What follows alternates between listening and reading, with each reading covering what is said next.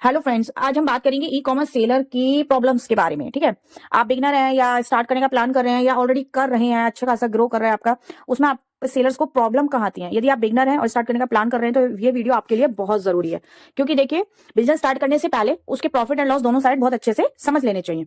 तो ये जो प्रॉब्लम है ये मोस्टली सेलर्स को फेस करनी पड़ती है। 99% सेलर्स इस प्रॉब्लम से निकल गुजरते ही हैं। आप बिजनेस कर रहे हो, ये प्रॉब्लम आएगी ही आएगी ई कॉमर्स में। ठीक है, प्रॉब्लम क्या है, बात करते हैं सीधा, हाई रिटर्न एंड रिफंड। भाई जब आप ऑनलाइन सेल कर रहे हो, ऑनलाइन का दूसरा मतलब है रिटर्न। नॉन रिटर्नेबल प्रोडक्ट पे भी रिटर्न आती है, वो बात अलग है, कंपेरिजन में कम होती है, बट रिटर्न उसमें भी आ जाती है।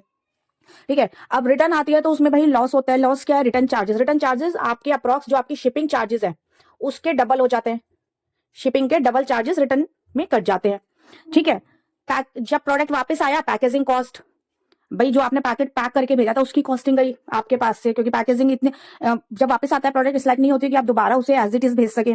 लेबर कॉस्ट, उसके बाद यदि प्रोडक्ट डैमेज होकर आ गया तो वो आपके किसी काम का नहीं।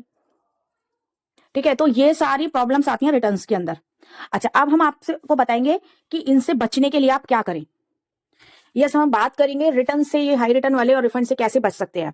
ठीक है, प्रोडक्ट डिस्क्रिप्शन सही लिखो, फोटो सही डालो, टाइटल सही मेंशन करो, इन सब के बारे में हम बात नहीं करेंगे। ये सब तो आप लोग करते ही हैं, डिस्क्रिप्शन भी डालते हैं, फोटो भी लगाते हैं, टाइटल भी, ये सब तो आप करते ही हैं। हम इन सब के बारे में बात नहीं करेंगे, क्योंकि बिना इन तीनों चीजों की लिस्टिंग हो ही नहीं सकती। तो ये तो सभी कर रहे हैं। अब आप मेन चीज समझिए कि रिटर्न आती क्यों है, उनके बारे में हम बात करेंगे। ठीक है, ये सबसे कोई लेना देना नहीं है, ये सबके बिना लिस्टिंग नहीं होती, बट इन्हीं में आपको क्या एक्स्ट्रा पुट ऑन करना है, क्या ऐड ऑन करना है, उसे समझिए, जिससे आपकी रिटर्न रिड्यूस होगी। वो चीज ऑन क्या करना है इसमें, साइज चार्ट पे ध्यान दो। साइज चार्ट, यदि आप क्लॉथिंग और फुटवेयर के बिजनेस में तो साइज चार्ट पे जरूर ध्यान दो। साइज चार्ट एक्यूरेट अपडेट करो, जिससे कि रिटर्न कम आए। प्रोडक्ट क्वालिटी कॉम्पिटिटर के रेट मत देखो, अपनी प्रोडक्ट क्वालिटी अच्छी दो, जिससे कि रिटर्न कम आए।